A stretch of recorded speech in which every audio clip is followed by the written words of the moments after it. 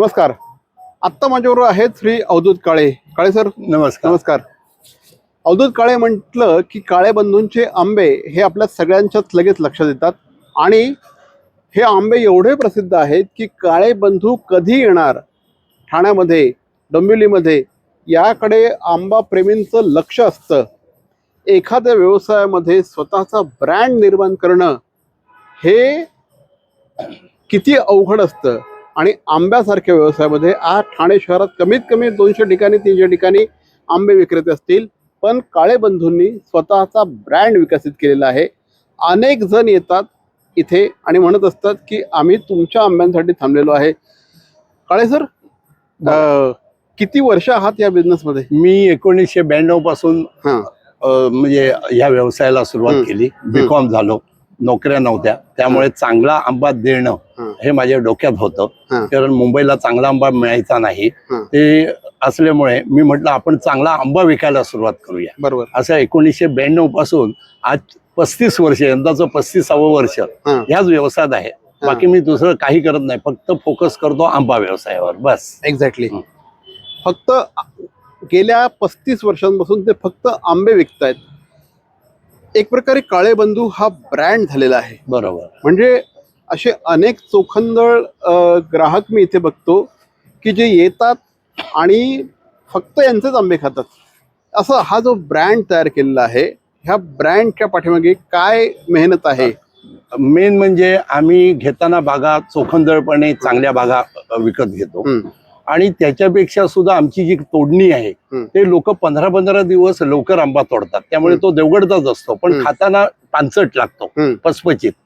तर प्रॉपर जर तोडणी मॅच्युअर्ड झाली आणि जर तो आंबा पिकवला, 7व्या दिवशी आंबा बाहेर पडला आडीतून, की त्याला शेवटपर्यंत गोडवा निर्माण होतो आणि आमरस सुद्धा खाताना तो वेगळा वाटतो. नंतर तो गिळगिळीत आमरस खाताना बाहेरचा वाटतो. त्यामुळे लोकांना जे समाधान आहे ना, ते आम्ही देण्याचा जास्तीत जास्त प्रयत्न करतो. पण मग त्यामुळे 15 दिवस रेट लोकांपेक्षा आमचे तेच असतात. लोकांचे जेव्हा आज उतरतात तेव्हा आमचे 15 दिवसांत उतरतात. कारण एका बागेत आम्ही 20-20 वेळा तोडणीला जातो आणि बाकीचे लोक 3 किंवा 4 वेळेला अख्खी बाग पूर्ण करून टाकतात. म्हणजे तो कोवळाच माल काढतात. कारण का त्यांना मार्केटला पाठवायचा असतो. मार्केटला दिवसाला रेट पडत असतो. त्याच्यामुळे जास्तीत जास्त कोवळा मार्केटला जाईल आणि पैसा आपल्याला मिळेल ही भावना असते. आमचा स्वतःचा विक्रीचा व्यवसाय असल्यामुळे आम्हाला तो प्रश्न नाही. चांगल्या गिरायकाला चांगल्या किमतीत आंबा द्यायचा, त्यामुळे तो आम्ही योग्य पद्धतीनं तोडतो. हे त्याची खासियत. म्हणजे यांचं वैशिष्ट्य हे असं आहे की अनेक जे आंबे विक्रेते असतात हे APMC मधनं किंवा आणखी कुठून तरी माल विकत घेतात, पण काळे बंधूंकडे जो देवगडचा अस्सल हापूस येतो, हा हापूस त्यांनी घेतलेल्या बागांमधनं असतो आणि तोडणी मेन. एक्झॅक्टली. कशा पद्धतीने तुम्ही हे सगळं डिसाईड करत असता, कुठल्या बागा घ्यायच्या, काय घ्यायच्या, की वर्षानुवर्ष त्या आम्ही तिकडचंच असल्यामुळे साधारण आता 35 वर्ष आम्ही बागा विविध वापरलेले आहेत. त्यामुळे कुठची चांगली आहे, कुठची वाईट आहे, कुठचा एरिया चांगला आहे हा आता नजरेत बसलेला आहे. परत दुसरं काय असतं, तुम्ही बागा घ्यायला गेलात तर 100 पेटी असते, तिथे शेतकरी 500 पेटी म्हणून सांगतो. तो तुमचा अभ्यास पाहिजे. नंतर तुम्हाला जर स्वतःला नॉलेज नसलं तर तुम्ही 500 पेटी प्रमाण पैसा दिलात तर तुम्ही इकडे लॉस मध्ये जाल. म्हणजे बाग घेताना बागेची ही कशी आहे, माती कशी आहे, की दगड जास्ती आहे. दगड जास्ती असला तर उष्णतेनात साका येतो. लोकांना वाटतं हे काहीतरी भयंकर, हा फसवतोय की काय मनुष्य, तर तसं नाही. आता 42 वगैरे टेम्परेचर झालं, त्यामुळे देवगडच्या हापूस मध्ये आतून साका येतो. तो काय आंबा पडलेला वगैरे नसतो, पण ती कापूस होण्याची प्रक्रिया होते. म्हणून लोक काय करतात, तो कापूस होऊ नये म्हणून कोवळा माल काढतात. कोवळा माल काढल्याने की त्याला चव लागत नाही. आम्ही एकदम जून काढतो, मग आमच्यात साका येतो. मग त्याला दुसरा उपाय काय तर रिप्लेसमेंट. तुमचे बाबा 4 खराब झाले असतील तर 4 घेऊन जा. ह्याच्यापेक्षा आपण काहीच करू शकत नाही, कारण एक्सरे मशीन नाही की आंबा टाकला की तो आज चांगला आहे की वाईट आहे समजायला. बरोबर. हेच आहे, बाकी दुसरं काहीच नाही. पण त्यांना प्रॉपर चव मिळते. त्यामुळे तुम्ही साधारणपणे 35 वर्षापूर्वी ह्या व्यवसायाला सुरुवात केली. कसे काय आला होता त्या व्यवसायामध्ये? म्हणजे मला मुंबईत यायचंच नव्हतं, पण आमचे एक मामा राहत होते, त्यांनी मला मुंबईत आणलं. म्हणजे तुम्ही त्यावेळेस देवगडलाच होतो. गोखले कॉलेजला माझं राजापूरला उपळे म्हणून गाव आहे. बागा घेतो आम्ही देवगडला. आणि मग कॉलेज केल्यानंतर बीकॉम झाल्यानंतर नोकरी कुठे नव्हती. तो मामा म्हणाला नाही तू मुंबईत यायचंस आणि व्यवसाय नोकरी करायची, पण मला नोकरीत इंटरेस्ट नव्हता. मग आता दुसरा व्यवसाय काय करणार, तर आपल्याकडे भांडवल काहीच नव्हतं. मग भाड्याची जागा घेऊन आपल्याला जे करता येईल तो आंब्याच्या व्यवसायात म्हटलं आपण शिरूया आणि हा. तिकडनं हे 35 वर्ष वाढत नाही. एक्झॅक्टली. हम्म. ज्यावेळेस मुंबईमध्ये आलात एवढा मोठा व्यवसाय होईल असं वाटलं होतं? एवढं डोक्यातच सुरुवात नव्हतं. कशी झाली होती? कारण तेव्हा दिवसाची 5,000 रुपये विक्री व्हायची. हा. त्यामुळे असा अंदाज मी केला होता की काही वर्षांनी आपली दिवसाची 25,000 रुपये विक्री होईल. बरोबर बरोबर. आता एक डझनचाच भाव 2,500 3,000 झाला आहे. काय फरक पडतोय का या सगळ्या 2,500 3,000 भाव झालेला मेन आहे? म्हणजे तुम्हाला सांगतो, हा. आंबा व्यवसाय जो आहे तो आता म्हणजे डिक्रीज कडे खालावत चाललेला हा. आहे. कारण उष्णता वाढत चालली आहे. त्यामुळे मनासारखी तुम्ही पैसा दिलात तरी चांगल्या बागा तुम्हाला मिळत नाहीशा झाल्या आहेत. 100त 2 किंवा 3 बागा अशा असतात की तुम्ही स्वतः आंबा विकू शकाल अशाच लायकीच्या राहिल्या आहेत. बरोबर. शेतकऱ्यांचा फवारणी खर्च अवाढव्य वाढलाय, पण त्या मानाने त्यांना पैसा मिळत नाहीये. अशा सगळ्या गोष्टी झालेल्या आहेत. आंबा आला तरी त्याचं खराबाचं प्रमाण भरपूर आहे. एका पेटीत 2-2 डझन आंबा फेकावा लागतो, मग ते पैसे चांगल्या आंब्यावर बसवावे लागतात. लोकांना वाटतो एवढा महाग आंबा कसा काय, पण जर चांगला आंबा द्यायचा झाला, जून आंबा द्यायचा झाला तर 2 डझन त्याला एका पेटीत आंबा फेकावा लागतो. मग ते पैसे बसवणार कशावर? ते चांगल्या आंब्यावर बसतात. बरोबर. म्हणून तो 2,000 2,500 1,800 रुपये असा आंबा दिसतो. नंतर नुसत्या हिरव्या पेटीचा रेट ऐकलात तर 3,000ला पेटी, 2,500ला पेटी असं आपण ऐकतो. अरे 2,500ला पेटी आणि मग 1,800 रुपये डझन कसा काय? पण ती नुसती हिरव्या आंब्याच्या पेटीच्या रेटवर काही ते अवलंबून नसतं. त्याच्यात अर्धी पेटी सुद्धा खराब जाते. असा सगळा तो व्यवसाय आहे. तुमची सुरुवात कशी होते या सगळ्या आता सीझन मध्ये आंबा तुम्ही इथे विक्रीला येतात, पण त्याच्या आधीपासून सुरुवात कशी होते? आधीपासून म्हणजे फेब्रुवारीत आम्ही हल्ली फवारणीला बागा घेतच नाही, कारण तो सट्टा झालेला आहे. बरोबर. तुमची समजा खास बाग असेल तर आम्ही बघतो, अंदाज करतो, त्या व्यापाऱ्याला बागवाल्याला सांगतो आम्ही एवढे तुला पैसे देऊ. तर दोघांचं आमचं म्हणजे पटलं तर मग ती बाग आम्ही आमच्या ताब्यात घेतो आणि मग तोडणीला साधारण 1 मार्च पासून सुरुवात करतो. करेक्ट. भवानी ज्वेलर्स ठाणे, पारंपरिक आणि आधुनिक दागिन्यांचा अप्रतिम संगम. प्रत्येक स्त्रीची पहिली पसंती भवानी ज्वेलर्स ठाणे. नक्की भेट द्या. CP Goenka International School, nurturing talent at young age for scholastics, sports and performing arts in global perspective. Proud to have world toppers and country toppers in 10th standard Cambridge examinations. Ranked the best emerging school by the Times of India for personality over percentage. CP Goenka is the intelligent choice.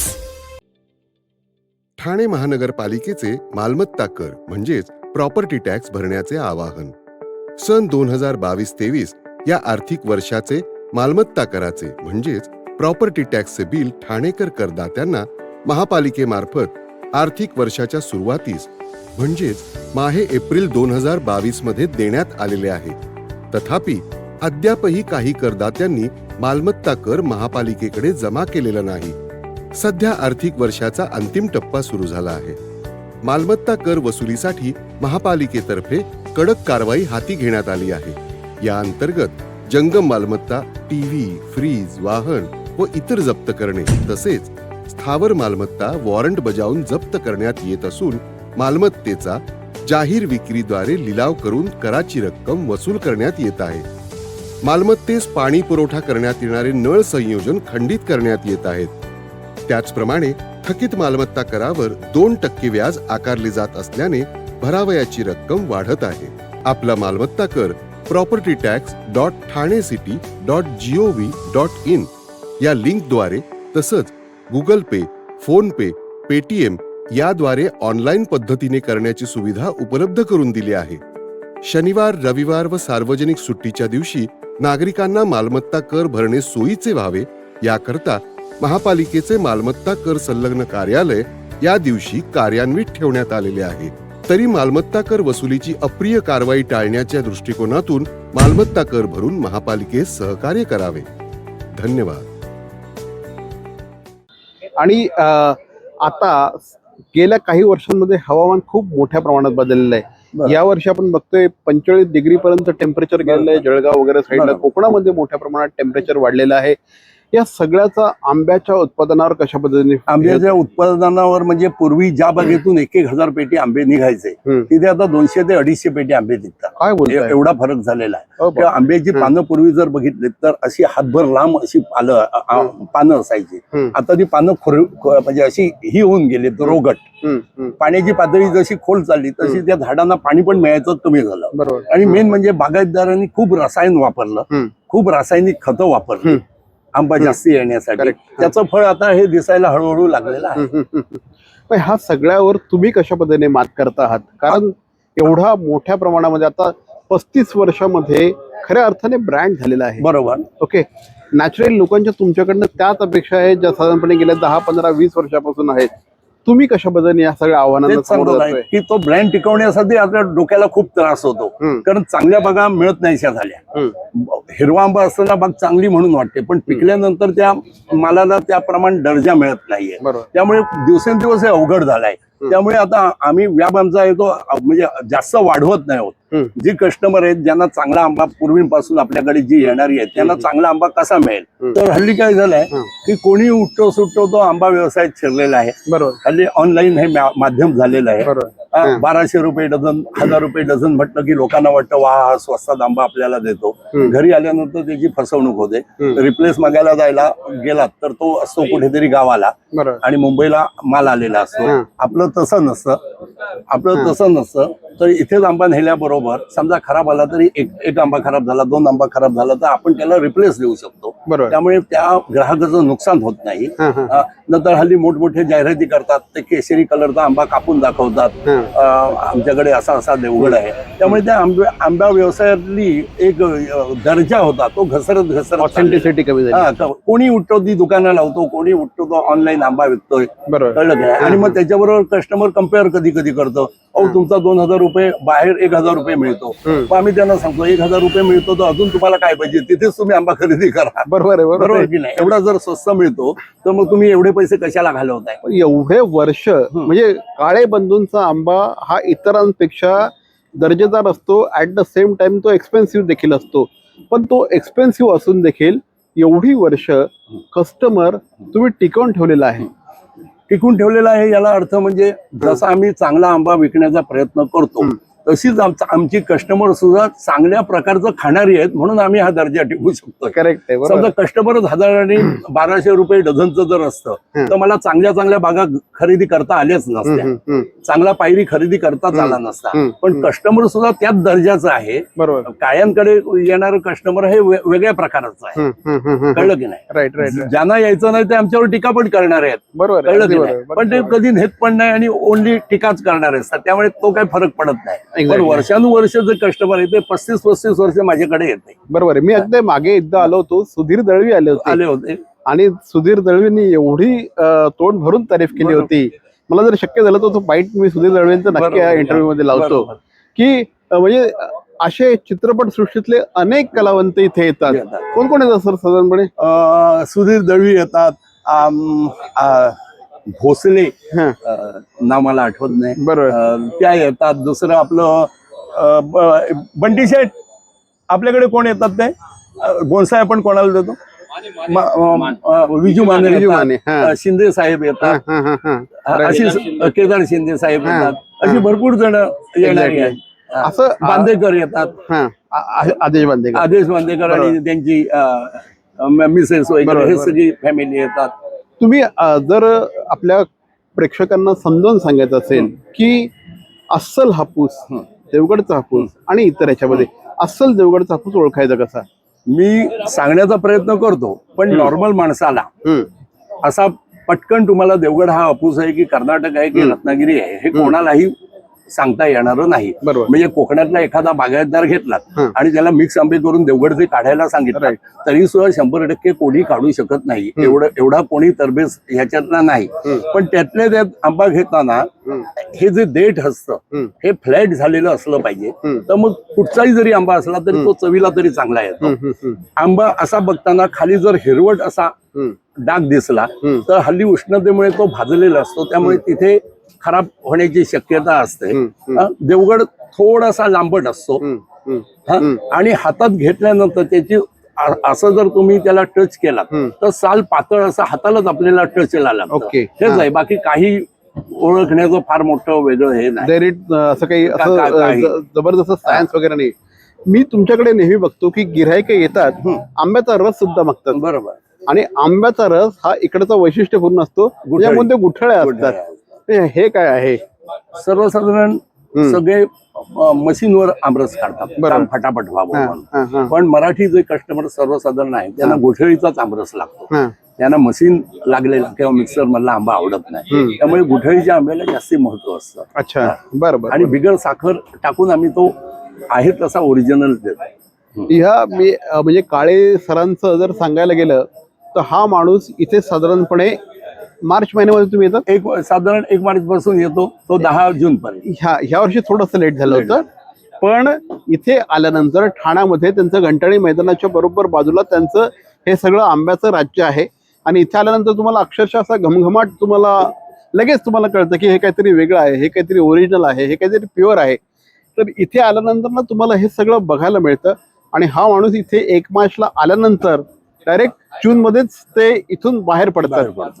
हे किती वर्ष चाललंय? मी एकदा दुकान चालू केलं की लोक चहा प्यायला बाहेर चाललेत, वडा खायला बाहेर चाललेत. मी आमच्या गेट पर्यंत सुद्धा 2.5 महिन्यात बाहेर पडत नाही, एवढं त्याच्यावर फोकस करतो. बरोबर. आणि काही कस्टमर असे आहेत की ती पहिल्या सुरुवातीलाच सांगतात की आंब्यापेक्षा तुम्हाला प्रथम आम्ही भेटायला आलो, एवढं माझं रिलेशन. तुम्ही सगळ्याशी जिव्हाळ्याने गप्पा मारत असतात.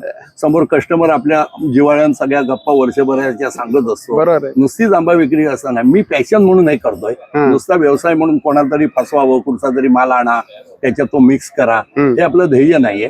तर आता माझ्या वयाचं 60 वर्ष आहे, त्यामुळे वाटत नाही, त्यामुळे मी किती वर्ष करेन हे काही सांगू शकत नाही. तो आपल्या नंतर लोकांनी आठवण काढावी हा माझा जास्त उद्देश आहे. सर, 35 वर्षाचा तुमचा आंबा विक्रीचा अनुभव आहे.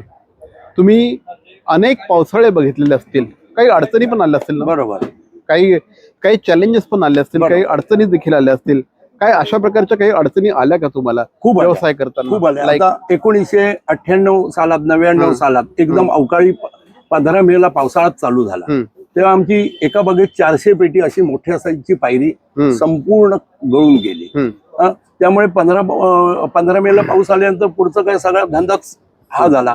असे भरपूर फटके घेतले. कधी कधी देवगडला मोठ्या मोठ्या बागा घेतल्या, त्या प्रत्येक आंबा कापला की आतून खराब. आणि आमचं कसं असतं, आम्ही बाग घेतल्यानंतर 100% पेमेंट शेतकऱ्याला देतो, शेतकऱ्याला फसवायचं नाही. आमच्याकडे असे अनेक व्यापारी आहेत 90% की 10 लाखाला बाग घेतील, 2 लाख रुपये ऍडव्हान्स देतील आणि नंतर मेलो मेलो म्हणून हात वर करतील. तर ते आम्हाला आवडणार नाही. माझं कुठेही देवगडमध्ये जा आणि काळे बंधू म्हणून नाव विचारा की काळ्यांनी तुमचे बागेचे 10,000 रुपये तरी कधी ठेवलेत का, तर तुम्हाला सांगणारा एकही कोणी भेटणार नाही. त्यामुळे आम्हाला गिरायकांवर तो रेट लावावा लागतो, कारण आपल्याला कोणाचीच फसवणूक करायची नाही.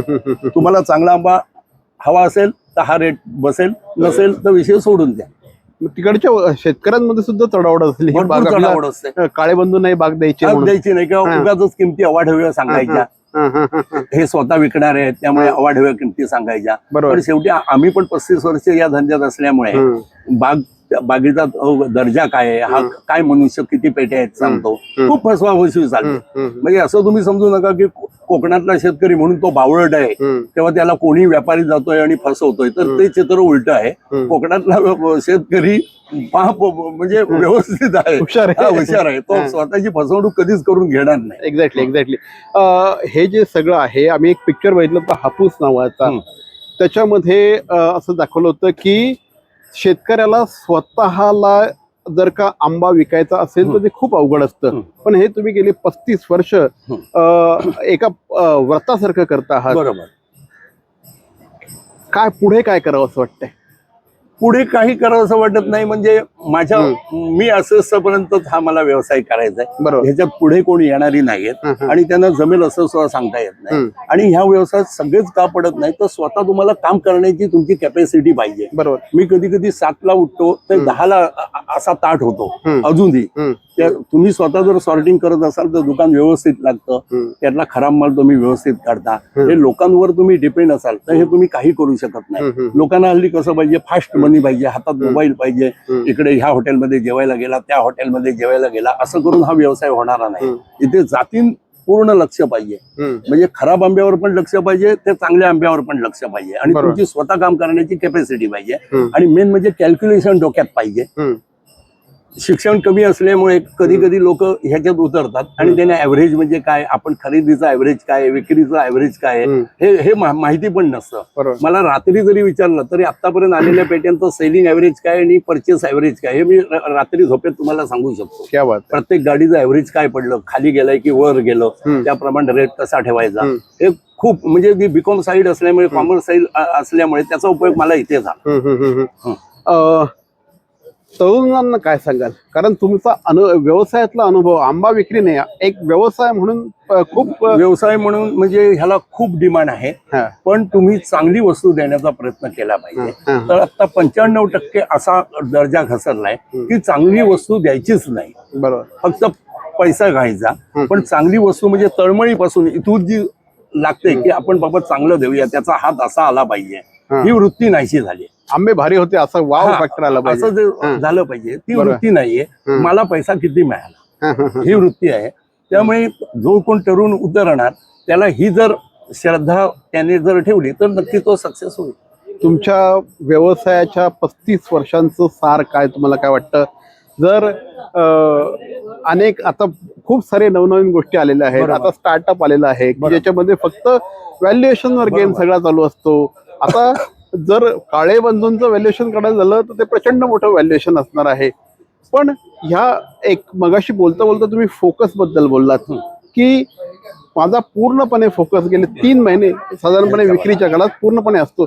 याचं किती महत्व आहे या सगळ्या व्यवसायामध्ये? ह्याचंच महत्व खूप आहे. हा, आता इथे सेलिंग, आंबा पिकता विकणं ही शेवटची क्रिया झाली. बरोबर. मोहर येणं, आंबा छोटा असणं, मोठा होणं, मग तो पेटीत भरणं, ही पहिली प्रक्रिया झाली. पण सेलिंग जेव्हा पिक्का करता तेव्हा दुसऱ्या दिवशी तुम्हाला लगेच रिपोर्ट येतो किंवा एका तासात येतो, अहो काळे आंबे खराब निघाले, अहो आंबे चांगले निघाले. त्यामुळे तो आंबा देताना प्रत्येक गिरायकाला जास्तीत जास्त चांगला कसा जाईल हा देण्याचा प्रयत्न करायचा. बरोबर. बरं, हा व्यवसाय असा आहे की तुम्ही कोट्याधीश होऊ शकत नाही. एक मानसिक समाधान म्हणजे आजपर्यंत माझी स्वतःची एक कार सुद्धा नाहीये. 35 वर्ष धंदा करून, म्हणजे लोकांना वाटेल अरे काय टर्नओव्हर होतात, हे होतात, ह्याच्यात खर्च अमाप आहेत. ते जाऊन देवाच्या कृपेने आपल्याला अन्न वस्त्र निवारायला काही काळजी आहे. हे जर तुम्हाला चालणार असेल तर हा व्यवसाय करा. पण तुम्हाला फास्ट वर्षाला 1-1 करोड 2-2 करोड अशा जर इच्छा असतील तर ह्या धंद्यात होणार नाही. एक्झॅक्टली. काळे बंधू, आम्ही तुम्हाला नेहमी बघत असतो की मराठी माणूस आहे, पण इथे आंब्याचा विक्री व्यवसाय करत असताना शेअर मार्केटमध्ये पण तुमचं खूप लक्ष असतं. ते कसं काय कॉम्बिनेशन? कॉम्बिनेशन म्हणजे तुम्हाला थोडक्यात सांगतो. मी 1999 सालात वगैरे कोकम सरबत विकायचो. त्याला नीलकमलचे ड्रम आणायचो. तेव्हा मला वाटायचं नीलकमल प्लॅस्टिक सगळे वापरतात, म्हणजे नीलकमलचा शेअर वर जाऊ शकतो, म्हणून नीलकमलचे मी हजारात शेअर घेतले. तो कुठच्या कुठे गेला, तो प्रॉफिट झाला. असं मी फोकस करतो की कुठच्या गोष्टीला.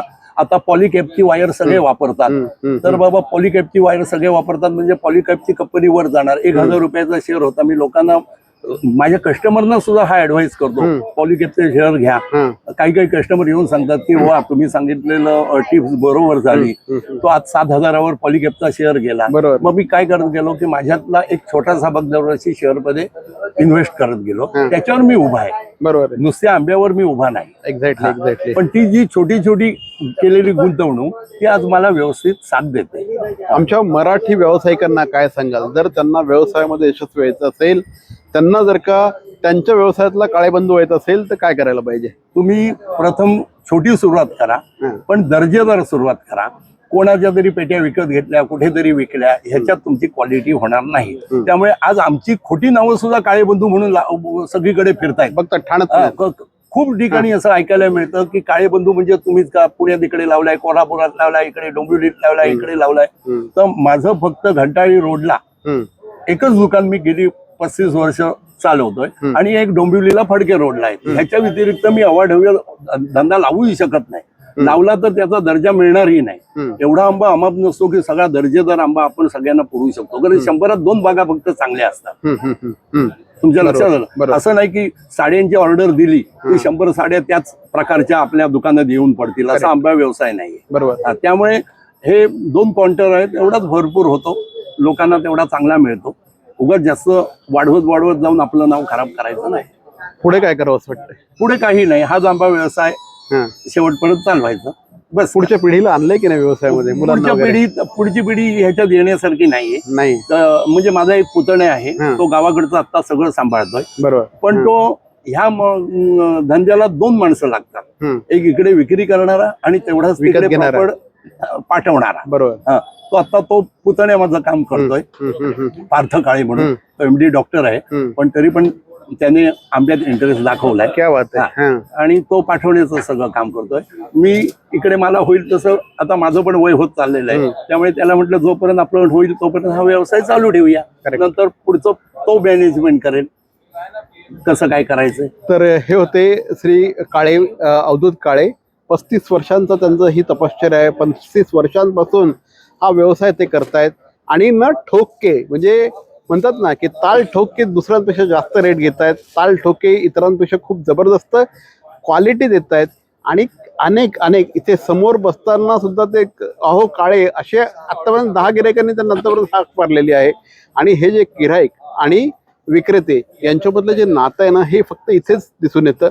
आणि सचोटी पाहिजे, सचोटी. हां. मेन सचोटी पाहिजे. कुठच्याही धंद्यात तुम्ही सचोटीने उतरलाय तर तो धंदा हमखास होणारच. आणि ज्या व्यवसायात एक तप तुम्ही काढलं 12 वर्षाचा, तर तो धंदा पुढे चालूच राहणार. क्या बात. तर सर, एवढ्या सगळ्या गोतावळ्यामधून तुम्ही वेळ दिलात, आमच्याशी बोललात त्याबद्दल धन्यवाद. नमस्कार.